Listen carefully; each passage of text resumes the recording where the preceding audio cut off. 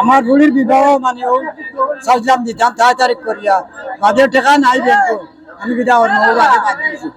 বুঝছেন আর ইসলামী ব্যাংক আমার টাকাগুলা ধরতাম মানে ওটা ইসলামী ব্যাংক আমি দাবি ব্যাংক আমার টাকাগুলো তারা আত্মসাৎ করে নিয়ে আসছে বুঝছেন আমার বুয়ার ইসলাম কানাডা যাওয়ার লাগি অনেক ক্ষতি হয়েছে আর মেয়ের বিয়া আছিল মেয়ের বিয়া কিন্তু আমি না করে দিছি টাকা নাই তার আমি কিতা করবো না করে দিছি তুই তোমার জি আমার তো আরো অসুস্থ মনে করো আমার স্বামী তাই না একেবারে অসুস্থ এক ছেলের উপরে আমরা মানুষ 10-12 জন আমরা হাইয়ার আমার আছিল মনে করো 6,90,000 এটাকে আমি নিচে গিয়া 1,70,000 আর 5,20,000 আমার রয়েছে জি না অ্যাকাউন্ট নাই এটা তার অ্যাকাউন্ট নিচে গিয়া জি হয় তার অ্যাকাউন্ট নিচে গিয়ে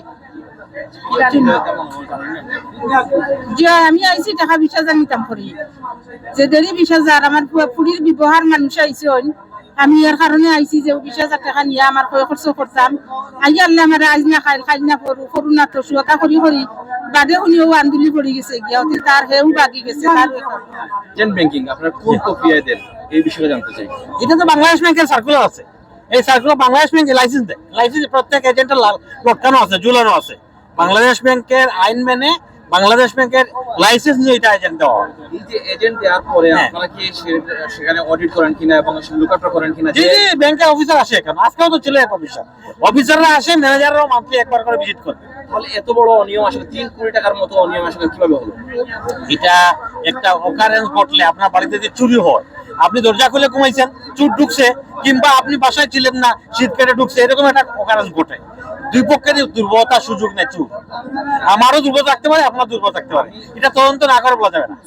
গাঁও কইলা 60 এর মধ্যে আমরা পয়সা বুঝছেন 1 তারিখ করিয়া আছে টাকা লইয়া একটু হালকাস করে সত্যি না আইছে না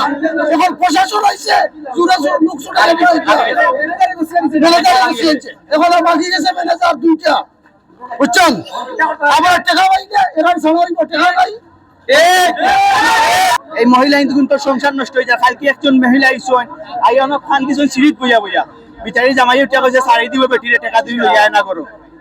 বিচারির খাবিনের টাকা তোয়া বেটিরে কারণ বিচারিরে কইছে আপনাদের টাকা লইয়া আইতে আসা সারি দিমু তোরে, টাকা তো তোরে দিলাইছি।